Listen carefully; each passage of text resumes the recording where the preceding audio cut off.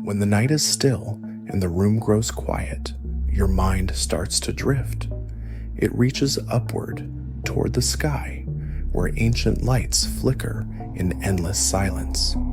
And somewhere among those tiny glows is a soft red shimmer, not bright, not loud, but always there. Mars. Tonight's journey offers space facts to fall asleep to, told slowly, carefully, one layer at a time.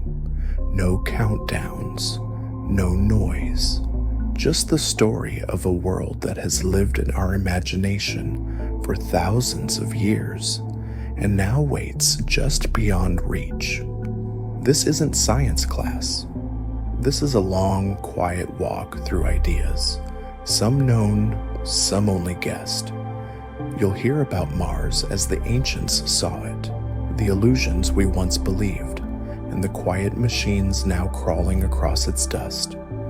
You'll sense the work of NASA, the ambition of Blue Origin, and the vision of Elon Musk, whose starship may one day carry footprints to its surface. Along the way, a mention of the interstellar dream may drift through, not as fantasy, but as longing. So close your eyes, breathe slowly, and let the red planet rise gently in your thoughts. Before science, before reason, before we even understood the sky as a map, there was only wonder. The stars were not points of fusion in an endless vacuum. They were signals, eyes, spirits, gods, and among them, one star moved differently. It didn't shine like the others. It flickered red, not vividly, not urgently, but like a coal that had been burning slowly for 1,000 years. It didn't stay in place either. Most stars held steady, rising and setting predictably in fixed constellations. But this one wandered. The Babylonians noticed it. Thousands of years ago, they tracked its motion on clay tablets, watching as it moved steadily across the night sky, then suddenly reversed, tracing a strange curved path backward before returning to its forward journey. This behavior made it stand out, gave it power. They called it Nergal, after their god of war and plague. To them, the red glow was a warning, a sign of heat, violence, unrest. The Egyptians saw it too. They named it Herdesher, the Red One. To them, it was tied to omens, to droughts, to distant forces that shaped the fate of the Nile. Imagine standing by that great river thousands of years ago, feeling the humidity of evening settle over the land, and looking up to see that reddish light, barely moving, but undeniably present. In Greece, the planet became Ares. In Rome, Mars, the god of war, but not the chaotic, bloodthirsty god we often imagine. Mars, in Roman tradition, was methodical, a soldier, a tactician. The red light above matched this image perfectly, steady, purposeful, unblinking. What these ancient cultures all shared, without telescopes, without math, without a full understanding of orbits, was the sense that this red wanderer was different. It was not just a point of light.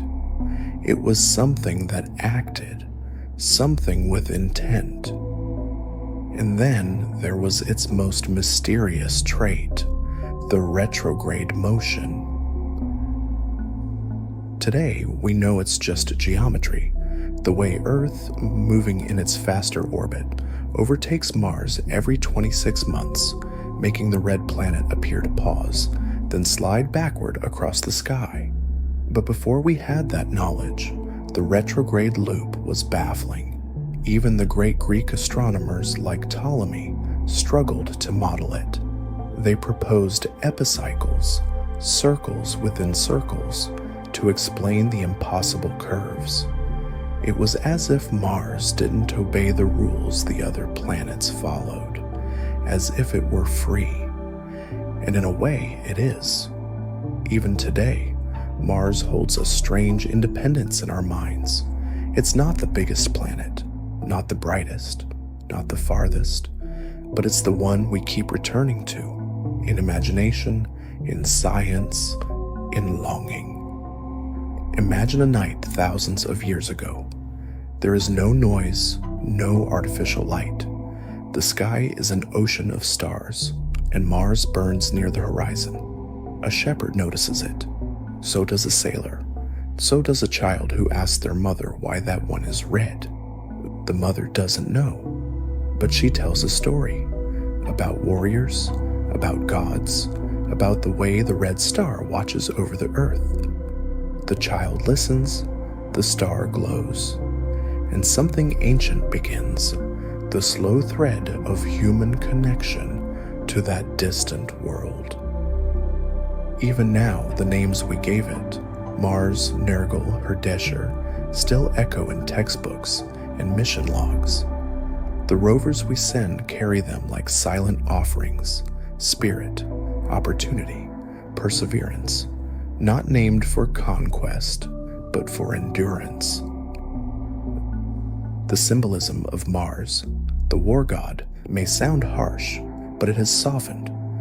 No longer a sign of violence, it has become a symbol of human determination, of trying, failing, and trying again, of reaching across emptiness for something unknown. And the color, that soft red hue, it comes from rust, iron oxide coating its surface. But to ancient eyes it was fire, blood, power. There is something beautiful in that, the way chemistry becomes myth, and myth becomes memory. So let's stay in that memory for a while. Let your breath slow. Let the image form gently behind your eyes, a sky filled with quiet stars, and one among them moving differently. Red, watchful, alone, Mars. Imagine looking through a telescope for the first time. It's the late 19th century. The air is still. The sky is clear. You're standing beneath a dome, surrounded by brass dials and heavy glass lenses, and the object in your view is a planet, small, distant, but strangely detailed. And there, across its faint surface, you think you see lines, not smudges, not shadows, lines, straight, intentional, connecting one region to another, like roads, or rivers, or something else entirely. This was the experience of Giovanni Schiaparelli, an Italian astronomer who, during the opposition of Mars in 1877, looked through his telescope and described what he saw as canali, a word that, in Italian, means channels. But when his reports were translated into English, canali became canals. And in that single mistranslation, the seed of one of the greatest space myths was planted. Canals, as in artificial, as in built. What followed was decades of fascination, speculation, and belief. Belief that Mars was not just a planet, but a world inhabited by intelligent beings.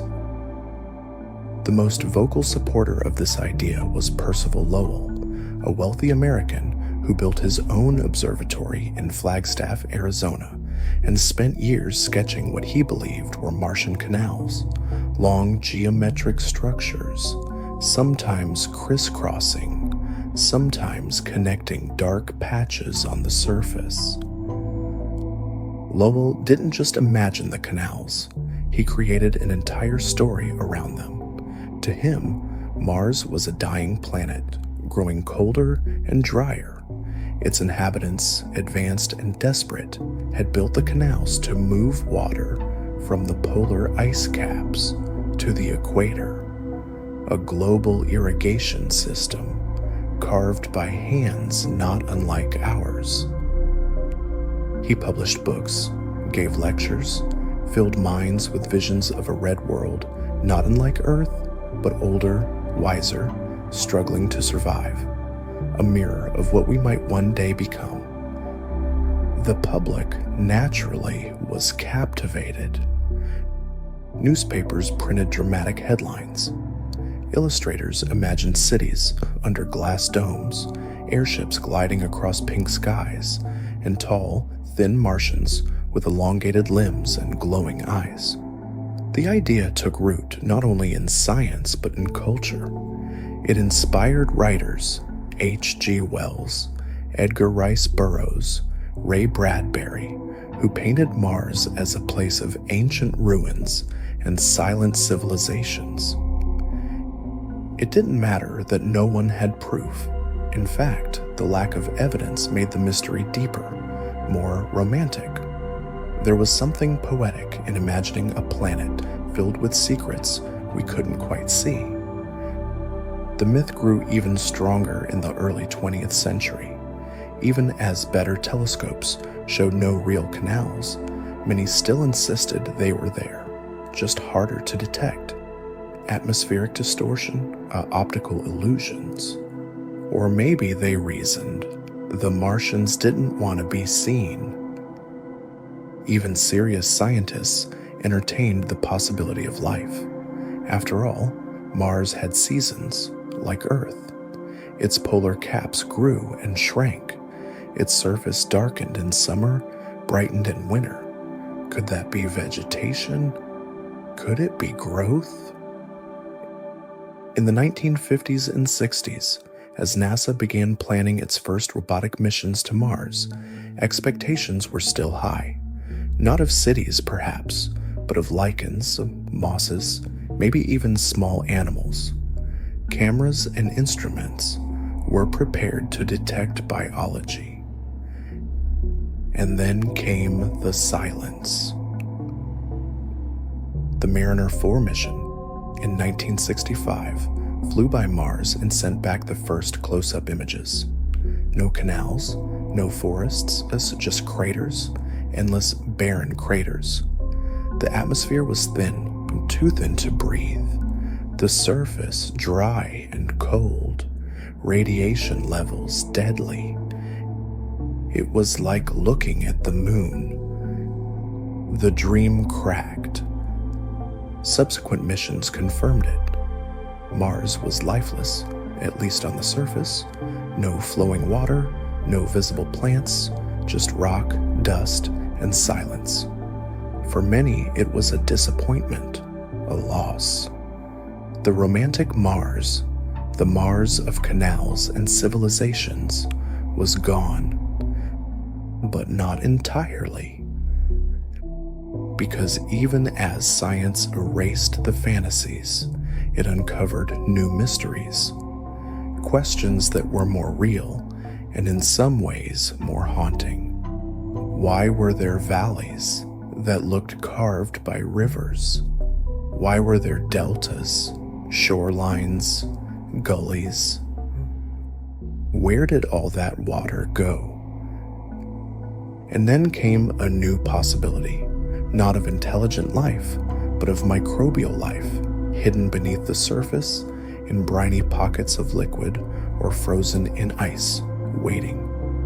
In 1976, the Viking landers touched down and ran experiments.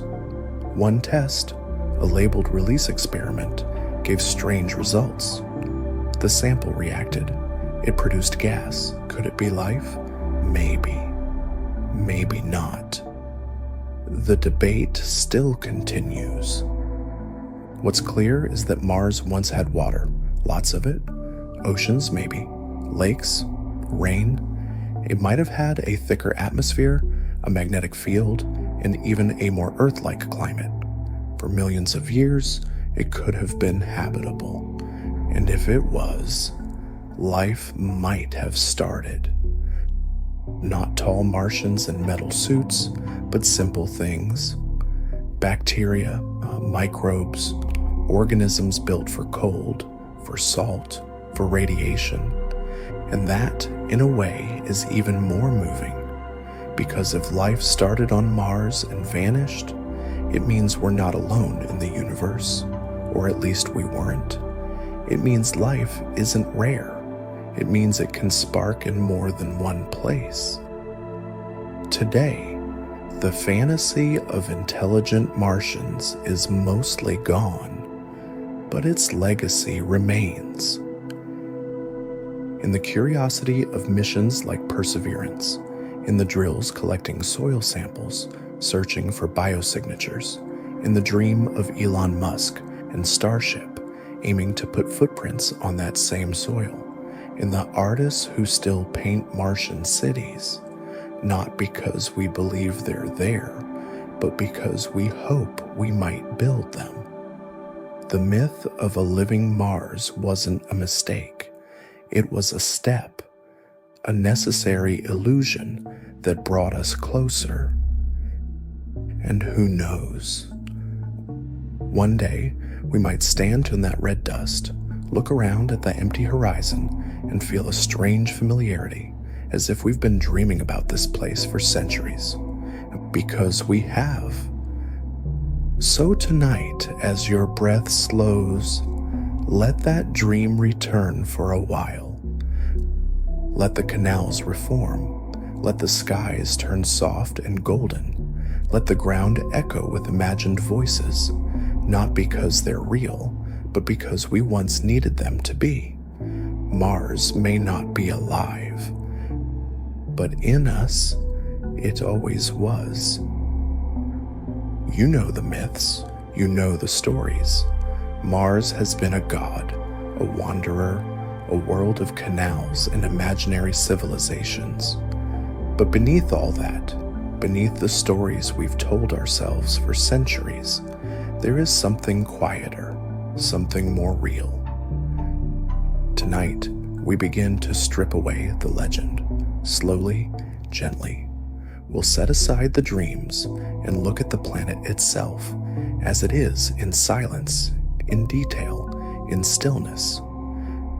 Because Mars, when you let the myths fade, becomes something even more remarkable, a world that is both deeply alien and strangely familiar. Let's begin with shape. Mars is round, of course, a sphere suspended in space, obeying gravity like all the others. But it's smaller than you might expect. If Earth were the size of a basketball, Mars would be a tennis ball. It's just over half the diameter of our planet, and only about 11% of Earth's mass. You could walk around Mars in a straight line and be back where you started in about half the distance it would take on Earth. And yet, the terrain would not feel small, because Mars is also vast. Its landscapes are open and empty. Its horizon is lower than ours, but the feeling is still one of immense space. Space without cities, without trees, without sound. Just dust and distance and the occasional jagged ridge. The gravity is weaker too, about 38% of what you feel on Earth. So that means if you weigh 70 kilograms here, you'd weigh just 26 there. Your steps would be lighter. Your knees would ache less. You could jump higher, not into the air, but into a new sense of movement. And when you fall back down, the ground would meet you slowly, gently, almost kindly. And then there's the air, or rather, the lack of it. Mars has an atmosphere, but it's thin, very thin, just about 1% the pressure of Earth's at sea level. That means you couldn't breathe it, not even for a moment. And even if you tried, the composition wouldn't help you. It's mostly carbon dioxide with traces of nitrogen and argon. Not enough oxygen, not enough to sustain anything we recognize as life. The thin air affects everything. Sound doesn't travel well. Your voice would be muffled. A shout would become a whisper would vanish. It also means the sky is different. Here on Earth, we see blue because sunlight scatters in all directions through nitrogen and oxygen. But on Mars, with so little atmosphere and a different mix of particles, the sky takes on a butterscotch or pale orange hue. During the day, it's soft, like dusty sunlight, and during sunset, it's blue. That's one of the many inversions Mars offers. Sunsets are blue, skies are orange, and the world seems to run backward. And still, it is beautiful. Let's move to the surface. Mars is covered in iron oxide, rust. That's what gives it the red color. It's not fire, it's not blood, it's just the slow chemical transformation of minerals over time. But that rust covers a world of remarkable diversity. There are volcanoes, some of the largest in the solar system. The most famous is Olympus Mons, a shield volcano that rises 22 kilometers high. That's nearly 3 times the height of Mount Everest.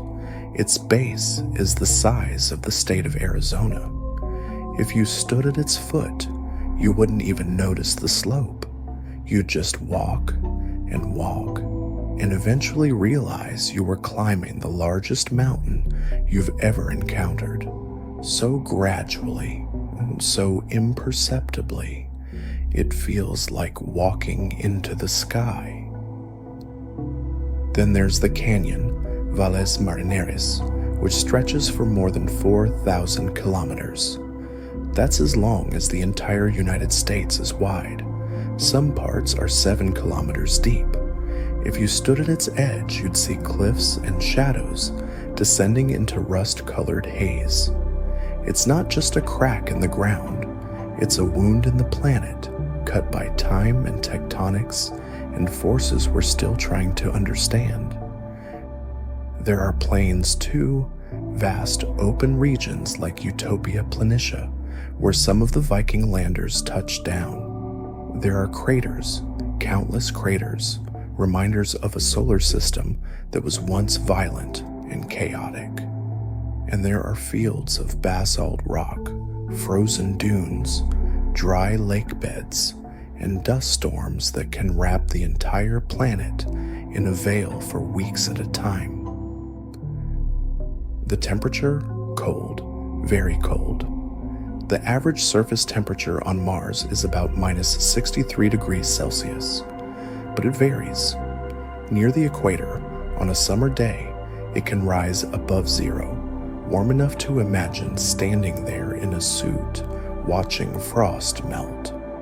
But at night, the cold returns quickly. The warmth vanishes like a breath on glass. And the seasons? Yes, Mars has them. Its axis is tilted, like Earth's, at about 25 degrees. So the planet experiences spring, summer, fall, and winter, though each one lasts about twice as long. A Martian year is 687 Earth days. So if you lived there, your birthdays would be far apart, and you'd spend a long, quiet time waiting for spring. There are polar ice caps, too, made of frozen water and carbon dioxide. They grow and shrink with the seasons. In winter, carbon dioxide from the atmosphere freezes and adds to the caps. In summer, it sublimates, turning directly from solid to gas, and returns to the sky. It's a system, a rhythm, a planet breathing in and out in its own silent way. Now imagine standing there in a pressurized suit with a helmet and oxygen tank, boots pressed into rust-colored dust. The sky above is pale, the horizon low and vast. The wind is soft but sharp. You can feel it through the vibrations in your suit. You hear it not with your ears, but as a hum against your ribs. And it's quiet. No birds, no machines, no water trickling over rock, just the wind, just your breath, just the gentle creak of your own body moving against metal and fabric. You bend down, scoop up a handful of soil. It's light, powdery, dry. The iron stains your gloves. You hold it up to your visor, and for a moment you realize this dust has been here for billions of years, untouched, undisturbed, until now. You're not just visiting, you're interrupting.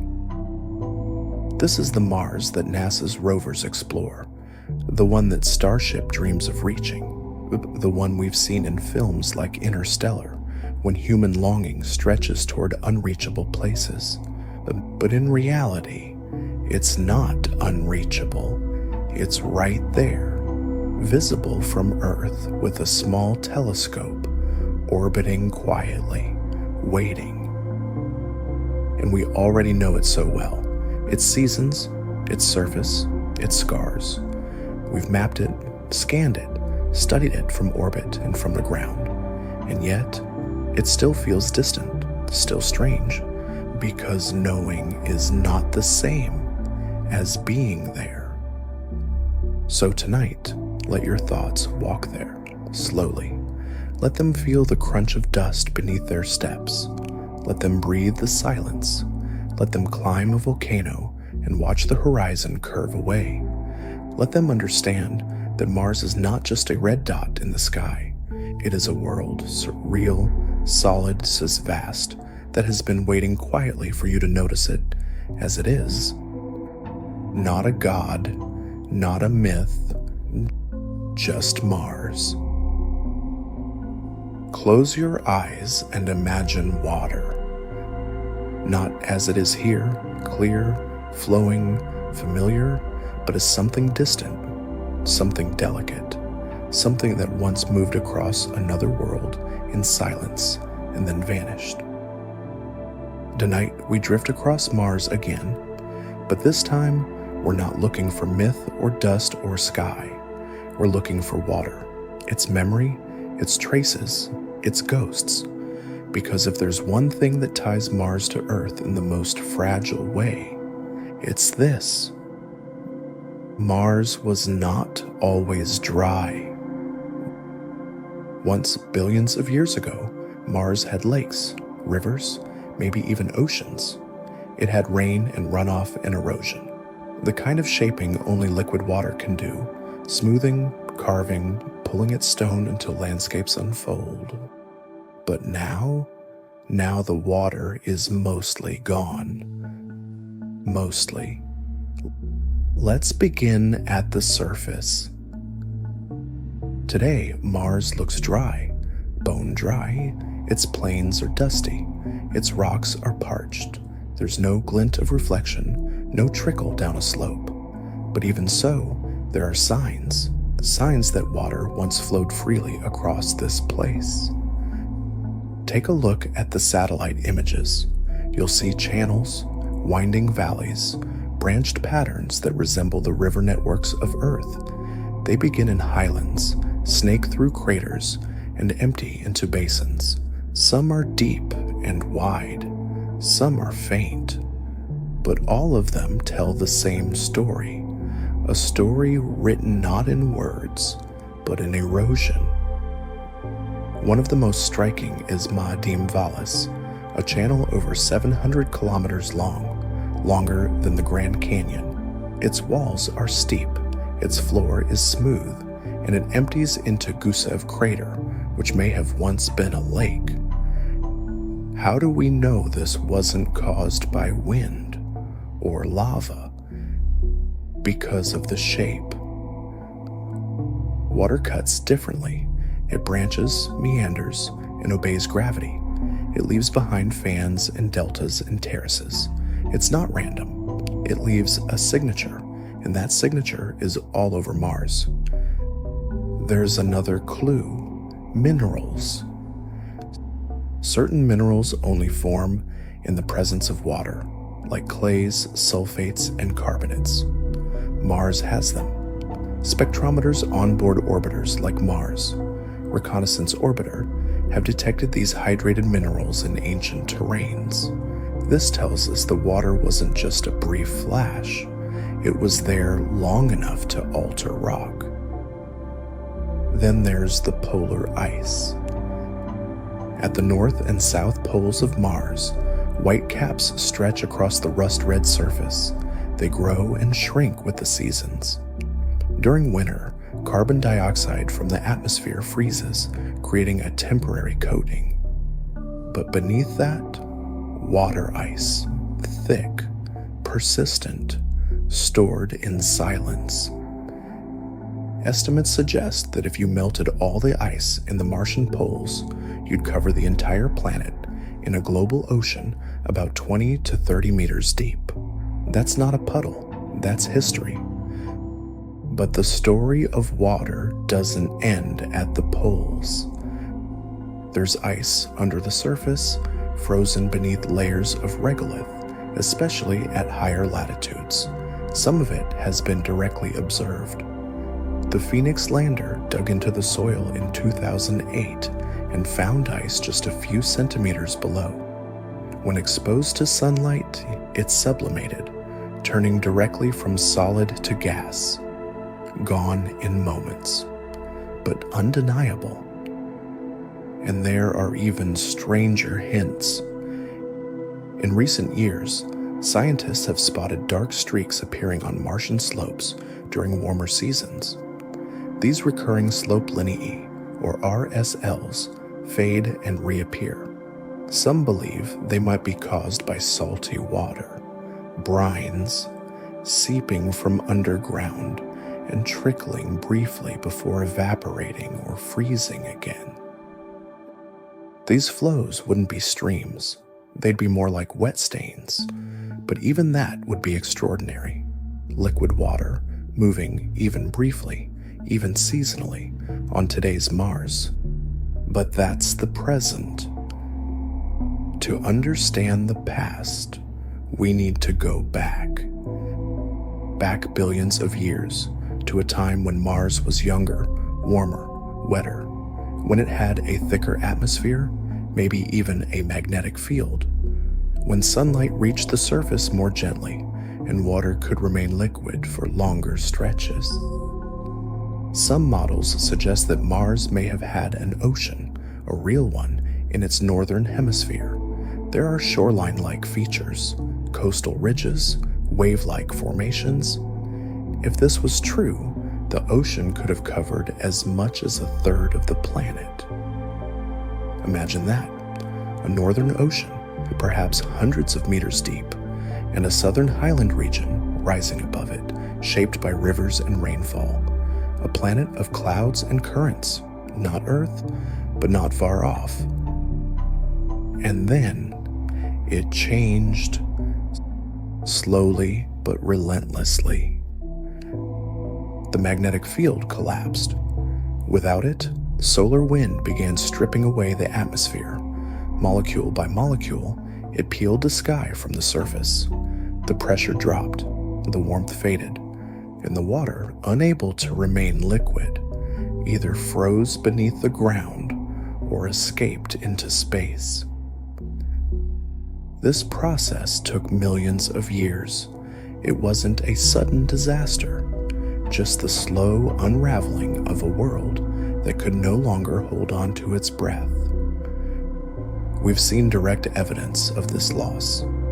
The MAVEN orbiter, launched by NASA, has measured particles streaming away from Mars, hydrogen and oxygen atoms drifting into the void, the remnants of water breaking apart and escaping.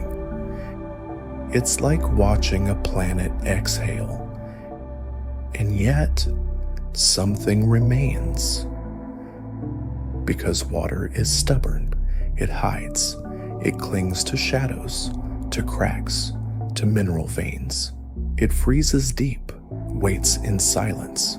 It doesn't give up easily.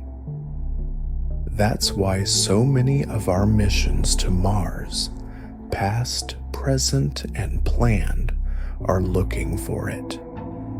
The Perseverance rover is exploring Jezero Crater, which once held a lake. The crater shows signs of an inflow and outflow, meaning water entered, pooled, and eventually drained. Inside it lies a delta, rich in clays, a place where sediments built up layer by layer, perfect for preserving signs of past life, if any ever existed. Because that's the real reason we care about water on Mars. Not just for science, not just for curiosity, but because where there's water, there might be life. Not intelligent life, not civilizations, but microbes, simple organisms, ancient and resilient. On Earth, life exists wherever water does, deep beneath glaciers, in boiling vents, inside rock itself. If the same rules apply on Mars, then those hidden aquifers, those icy pockets, those seasonal brines, they matter. They're not just geology, they're potential. And then there's the future. Because if we ever send people to Mars, to live, not just visit, they will need water, not only to drink, but to grow food, to produce oxygen, to create fuel. Water can be split into hydrogen and oxygen, the building blocks of rocket propellant. A Martian base with access to water could be self-sustaining. It could survive. That's why Elon Musk's Starship plans emphasize the search for landing sites near frozen deposits. That's why agencies like Blue Origin and NASA are studying ISRU, in situ resource utilization, to mine the Martian soil for what it can offer. Because in the end, water is everything. It's not just a liquid, it's a signal, a promise, a hope that even in a world as dry and cold as Mars, there may still be warmth, still be motion, still be life. So tonight, as you drift toward sleep, picture it. A slow river winding through red rock, a frozen lake beneath a sheet of carbon dioxide, a droplet clinging to a shadow, trembling before it vanishes, and beneath the surface a whisper, not of sound, not of certainty, but of possibility. It's one of the oldest questions we've ever asked. Not just about Mars, about the universe, about ourselves. Are we alone? Tonight, as we drift through this quiet red world, we turn gently toward that question. We won't answer it, not entirely. No one can. But we can explore it, carefully, softly, one thread at a time. Mars is silent now, but was it always? And more importantly, could it be again? For as long as we've observed the red planet, we've imagined it alive, not just geologically, not just atmospherically, but biologically. That dream, as we've already touched, was born from telescopes and mistranslations, canals, civilizations, intelligent builders digging through dust. That vision has faded, but in its place, something quieter remains, the possibility of simple life, microbial, ancient, adapted, the kind of life that doesn't build but survives, the kind that doesn't announce itself but lingers, waiting. To ask whether Mars could ever host life, we have to ask a few other questions first, and each of them leads us deeper into the silence. First, has life ever existed on Mars? If Mars were always the dry, frozen landscape we see today, the odds would be slim. Life, as we know it, needs more. It needs liquid water. energy, stability, chemistry. And yet, as we now know, Mars was once different. Billions of years ago, Mars had a thicker atmosphere. It was warmer, wetter. It had lakes, rivers, possibly even oceans. It had volcanic activity, sunlight, organic molecules, a magnetic field. In short, it had what early Earth had. And on Earth, that combination gave rise to life. Could the same chemistry in a parallel world have produced something similar? A second Genesis, not on a blue planet, but on a red one? That's the hope, and it's not science fiction. It's a question at the heart of modern astrobiology. Let's look closer. Organic molecules, the building blocks of life, have been found on Mars. The Curiosity rover, working in Gale Crater, detected ancient organic compounds in Martian soil and rock. These aren't signs of life themselves, but they are ingredients, carbon chains, complex structures, the kind of molecules life tends to leave behind or begin with. They could have formed naturally through non-biological processes, but their presence raises the question, why are they there? And if they survived billions of years, could more fragile things have once lived alongside them? Then there's methane. Methane is a gas that on Earth is often produced by life, by microbes, by animals, even by decaying plants. It can also come from geological activity, but whatever its source, methane doesn't last long in an atmosphere like Mars. Sunlight and chemical reactions break it down quickly, and yet, methane keeps appearing. Curiosity has detected seasonal spikes in methane levels at its location. Other orbiters have confirmed or contested these readings, depending on altitude and instruments. But the pattern is tantalizing. Where is it coming from? Is it being released from underground reservoirs?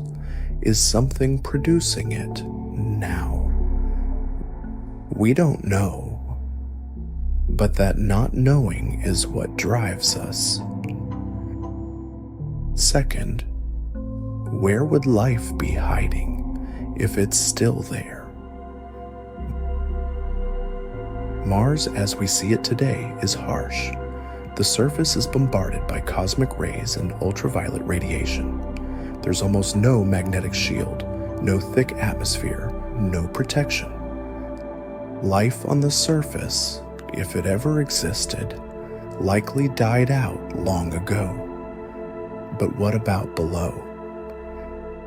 Just a few meters down, the radiation drops, temperatures stabilize, ice becomes more common. Some scientists believe that beneath the surface, in pockets of salty water, life could still survive, not thriving but persisting, not growing but enduring. On Earth, life exists in astonishing extremes, beneath glaciers, inside rock, near boiling vents at the bottom of the ocean.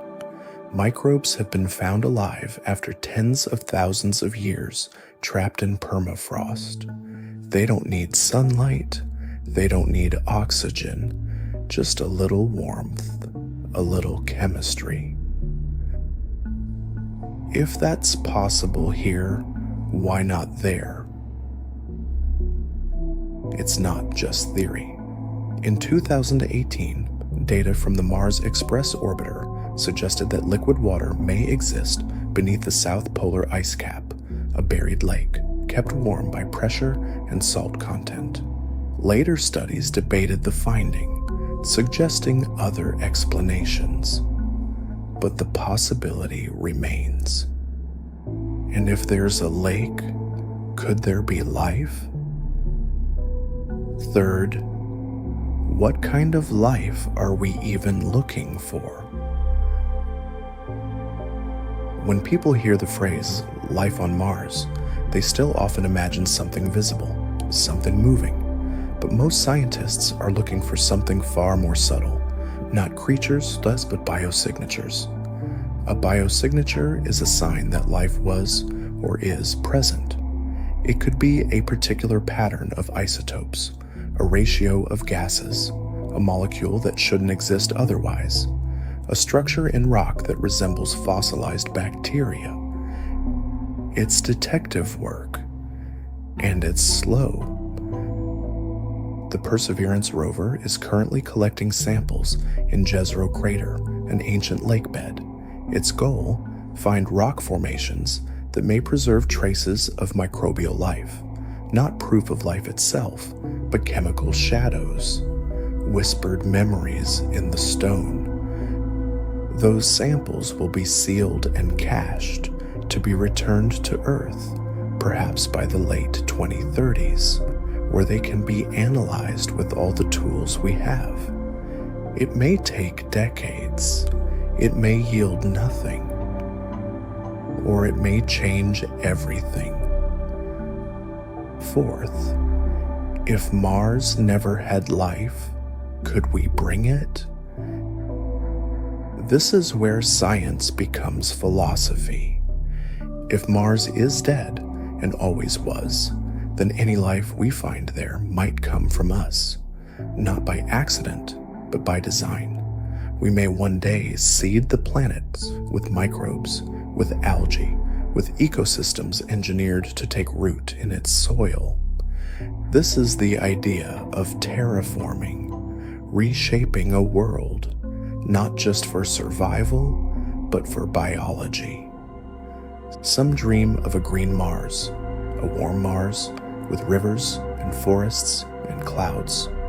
Others caution that this may be wrong, even unethical. Mars is not ours. It is its own world with its own history. Should we overwrite that history with our own? And what if life is there already, silent, hidden, waiting? Would our presence erase it? These are not easy questions, but they are important. Because once we send people, not just robots, the planet will change. We will bring microbes on our skin, in our air, in the dust on our boots, and Mars will never be the same again. Fifth, why does this question matter so much to us? Why do we care? Why do we look at a cold, distant world and imagine it alive? Perhaps it's because we don't want to be alone. Perhaps it's because deep down we want company in the universe. Or perhaps it's something simpler, the idea that life is not rare, that it wants to happen, that the universe is not a desert, but a garden, waiting to bloom in unexpected places. Finding life on Mars, even fossilized, even microscopic, would change how we see ourselves. It would mean Earth is not special in its biology. It would mean life may be common, even inevitable. And if life happened twice in the same solar system, what about elsewhere? What about Europa, Enceladus, Titan, exoplanets, moons of distant stars? What about beyond? And so, tonight, as you lie still beneath your own sky, think of that quiet world turning slowly, just beyond reach. Think of the dust, the rocks, the craters, the ice, and then imagine something smaller. Not a city, not a signal, but a single cell floating in brine, deep underground, beneath frost and darkness. It doesn't know we exist. It doesn't wonder. It doesn't dream. It simply survives. And that, in the end, may be enough. Not because we found proof, but because we kept asking the question. It's easy to think of Mars as distant, untouched, isolated in the dark, but that isn't entirely true, because we've been there. Not in body, not yet, but in machines, in signals, in sound and motion and thought, in every photograph sent from its surface, in every wheel print pressed into its dust. Mars may still be waiting for its first human visitor, but it is not unknown. For 60 years, we've been reaching for the red planet, carefully, relentlessly, one mission at a time. Tonight, we drift back through that story, not as a technical record, but as a quiet journey, a path made of failures and triumphs, of silence and signal, of dust and data and patience. Because before we ever step foot on Mars, we walked there through machines, and they remember us. The first attempts were full of hope and failure. In the early 1960s, as the space race heated between the United States and the Soviet Union, both sides set their sights on Mars. But the journey was long, difficult. More than half of all missions to Mars, even today, have failed. The Soviet Marsniks, the Mars 1 probe, and others never made it. They lost contact, missed their target, or never left Earth's orbit. It was as if Mars didn't want to be touched, as if the planet was hiding behind timing windows and mechanical errors refusing entry. But then, in 1965, something changed. NASA's Mariner 4 became the first spacecraft to successfully fly by Mars and send back images. Just 21 photographs, grainy, black, and white. But they were real. They showed craters, a dry, desolate surface, a world more like the moon than Earth. It was a shock. Scientists had hoped for signs of rivers, clouds, maybe even vegetation. Instead, they saw impact basins and endless rock. But still, it was a first glimpse. It was real. The next steps came slowly. Mariner 6 and 7 in 1969 added more images, more measurements. And then in 1971, Mariner 9 became the first spacecraft to orbit Mars. It arrived during a global dust storm. For weeks, the planet was invisible, a swirling red haze. But when the skies cleared, Mariner 9 saw volcanoes, canyons, and features that looked like dry riverbeds. Olympus Mons, Valles Marineris. Though evidence was mounting, Mars hadn't always been dry. And then came the big leap. In 1976, Viking 1 and 2 became the first spacecraft to land successfully on the surface of Mars. Think about that, softly. A robot, the size of a small car, descending through an alien sky, deploying parachutes, firing retro rockets, settling onto rock that hadn't moved in billions of years. And then, for the first time ever, we saw the surface from the ground, the horizon, the shadows, the rocks, and the sky, soft and orange. Not a painting, not a guess, but a view from another world. The Vikings did more than send pictures. They conducted science. They tested the soil for signs of life. One experiment, the labeled release test, even gave a positive result. Gas was released.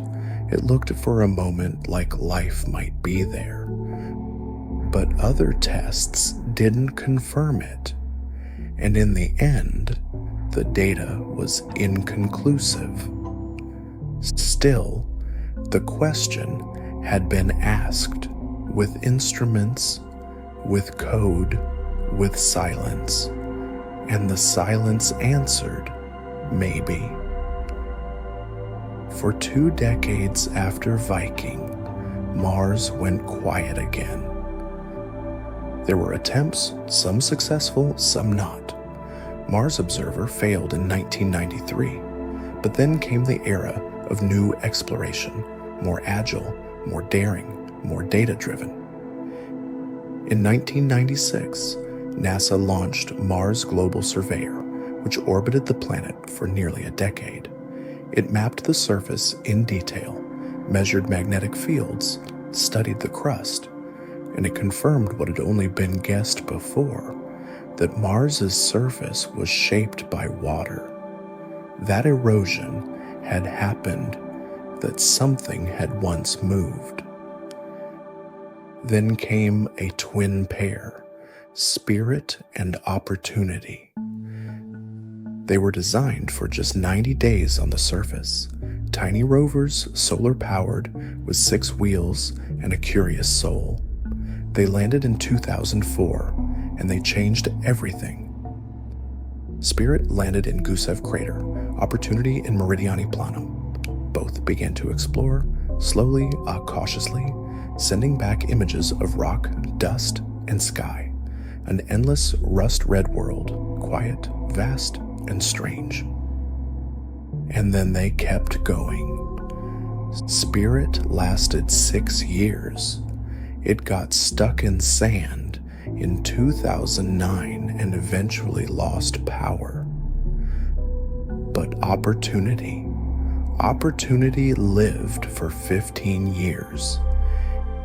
It crossed craters, climbed hills, survived dust storms, discovered evidence of ancient lakes. It became a symbol, not just of engineering, but of endurance. Its final message to Earth, transmitted in 2018 during a massive storm, was simple: a code, a signal, interpreted later as, "My battery is low and it's getting dark." A machine speaking softly into the void, and then silence. In 2012, another rover arrived. Bigger, stronger, nuclear-powered. Curiosity. It landed in Gale Crater using a technique called the sky crane, a hovering platform that lowered it gently on cables. It was a miracle of timing and physics, and it worked. Curiosity carried a full laboratory, capable of drilling, analyzing, sniffing, measuring. It found organic molecules, methane, ancient lake beds. It read the layers of sediment like pages in a book, and it's still going more than a decade later, rolling slowly across Mount Sharp, 1 meter at a time. But then came something new, something flying. In 2021, NASA landed Perseverance in Jezero Crater, another ancient lake, rich with clay deposits. And alongside it came Ingenuity, the first helicopter on another planet. Think about that. The atmosphere of Mars is only 1% as dense as Earth's. There were no guarantees it would fly, but it did, again and again. It rose into the thin air, turned its blades, and hovered over alien dust. We weren't just rolling across Mars anymore. We were flying. Each mission has brought us closer, not just in terms of distance, but in understanding, in presence. We've learned how to land, how to listen, how to stay. We've mapped almost every part of the Martian surface. We've monitored its weather, we've traced dust storms and ice caps, watched seasons change. We've studied how radiation affects electronics, how wind moves sand, how sky and soil shift over time. And soon, very soon, we'll take the next step. Sample return. Right now, Perseverance is collecting tubes of Martian rock, carefully, one at a time, each core sealed, labeled, and stored, waiting. Waiting for a mission that hasn't launched yet. A spacecraft that will fly to Mars, retrieve those samples, and bring them home. If it succeeds, it will be the first time we've ever brought a piece of Mars back to Earth. A rock, a memory, a whisper from another world's. Imagine holding that sample in your hand. Rock formed billions of years ago, under conditions we're still trying to imagine. What might it tell us? What might it carry? We don't know, and that, again, is why we go. Then, there is the question of people. Will we go ourselves? According to many, the answer is yes.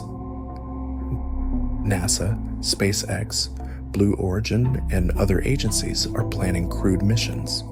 Elon Musk's Starship is being built for deep space transport. Prototypes have already flown. Some say humans could reach Mars in the 2030s.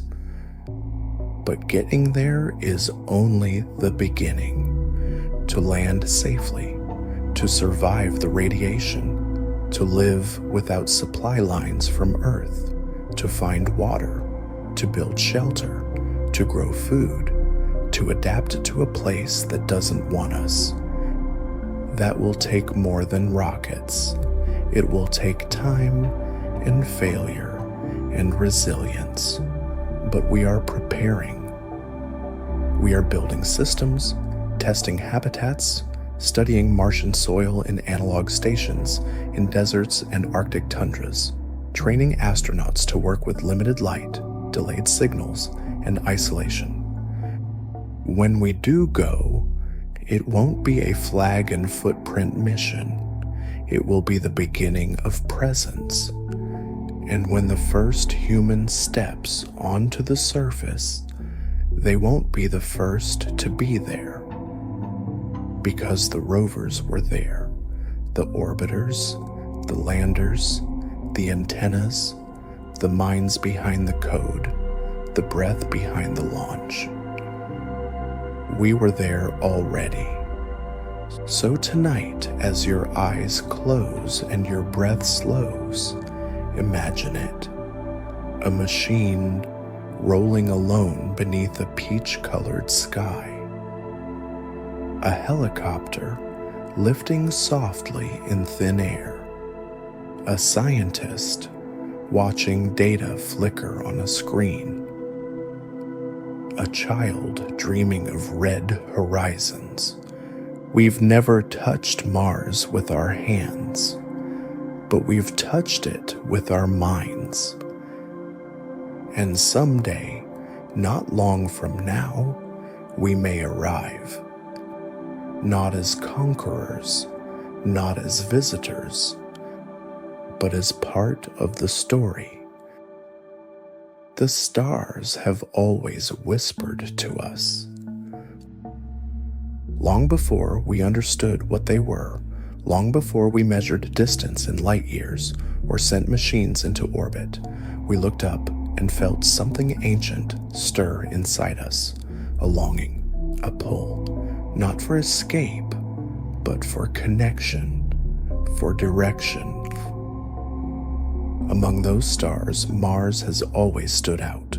Not the brightest, not the largest, but the most familiar, the most reachable, the most Earth-like, and yet not Earth. We've watched it, we've dreamed of it, and now we stand at the edge of something real. Because everything we've done so far, every flyby, every orbit, every landing, Every photograph sent from an alien horizon has been leading here, to a moment in human history where the idea of setting foot on Mars is no longer science fiction. It's logistics, it's engineering, it's time. But what does that mean? What does it truly mean for us, as a species, as a planet, as a fragile and brilliant civilization, to step onto a new world? Tonight, we explore that future, not as a blueprint, not as a guarantee, but as a quiet path forward, soft, deliberate, and full of wonder. Why Mars? It's the first question any child would ask. Why not somewhere else? Why not stay here, where it's green and full of air? And the answer isn't simple. Mars is not easy. It's cold, drafty, hostile. You couldn't survive a minute outside without a suit. There's no breathable atmosphere, no rain, no forests, no oceans. And yet, it has what matters. It has land, soil, a surface you can stand on. It has day and night, similar in length to ours. It has seasons. It has water, frozen, buried, but there.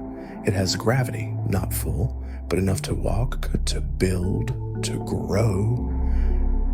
And most of all, it's reachable, not in generations, in decades, maybe less. Mars is just close enough to touch, and just far enough to challenge us. It's the next island, and every civilization, from the first canoe to the tallest rocket, has always looked toward the next island. The first arrivals. The first humans to walk on Mars will not be explorers in the old sense. They won't be planting flags for empires or naming mountains for kings. They'll be caretakers, testers, survivors. Their first task will be to live. They'll land in carefully chosen zones, likely near ice deposits, near the equator, near sunlight. They'll build shelters, inflate habitats, test equipment, check for leaks. Every breath will be measured, every movement tracked, every hour planned. And yet, in the quiet moments, when they take off their gloves and press their hands to the window, looking out at a red desert, untouched for billions of years, they will feel something no human has ever felt. They will feel presence, not the presence of others, but of us, of Earth, of every mind that dreamed this moment into being. What will it be like to live there? Life on Mars will be hard. At first, it will feel like camping, high-tech, expensive camping. Power will come from solar panels or nuclear reactors. Water will be melted from ice.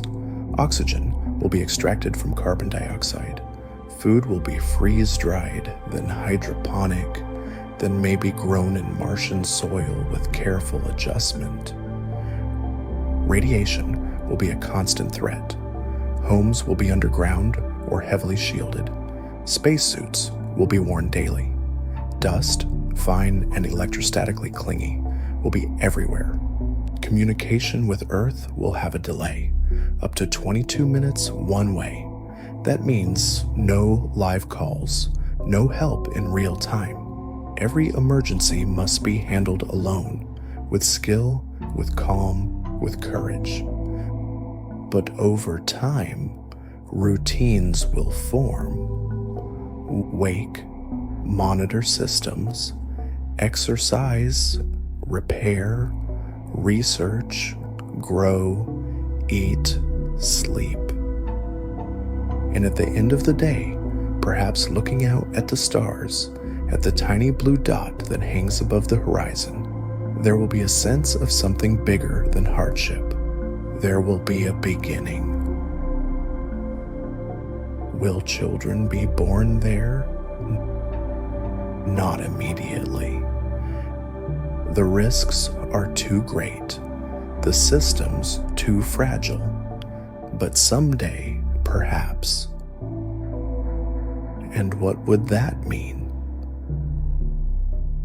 A child born on Mars, never having seen a blue sky, never hearing the sound of leaves or waves. Their gravity would be lighter, their muscles weaker, their bones thinner, but their view would be vast. They would grow up under 2 small moons. They would see Earth as a point of light. They would think in Martian years, walk Martian soil, dream Martian dreams. And one day, they might ask where they come from. And someone will point at the sky and say, "There," and that will be enough. Why go at all? This is the question that matters most. Why go? Some say it's for science, to learn, to search for life, to test the boundaries of biology and geology and human capability. Some say it's for survival, a backup planet in case something goes wrong on Earth. Some say it's for progress, for challenge, for growth, for the next step in our story. But maybe, in the quiet of night, there's another reason. Maybe we go because we're meant to. Because something in us seeks movement, seeks understanding, seeks new horizons, not just for need, but for meaning. We build not because we must, but because we can. We explore not because we're lost, but because we're curious. We look up and we wonder. That is who we are. The risks. There will be failure. Of that we can be sure. Ships will break. Systems will fail. Dust storms will blind. People will get hurt. Some may die. Progress will stall. Critics will speak. Budgets will shrink. But we'll keep going. Because Mars is not a shortcut. It's not a fantasy. It's a frontier, quiet, cold, and waiting. Every frontier has cost. Every dream has risk. But the risk of doing nothing is greater. If we stay only where it's safe, we learn nothing. If we fear failure more than we value growth, we shrink. Mars asks us, "How brave are you?" And slowly we begin to answer, a new kind of civilization. That someday, maybe in 100 years, maybe sooner, there could be cities on Mars. Not of steel and glass, but of domes and dust, of solar fields and greenhouses and corridors carved into rock. 1,000 people, then 10,000, then more. They won't be Earthlings living on Mars. They'll be Martians with Earth in their ancestry, but Mars in their language, their rhythm, their soul. Their art will reflect rust and sky. Their music will echo in tunnels. Their holidays will mark landing anniversaries, not solstices. And when they think of Earth, it won't be as home.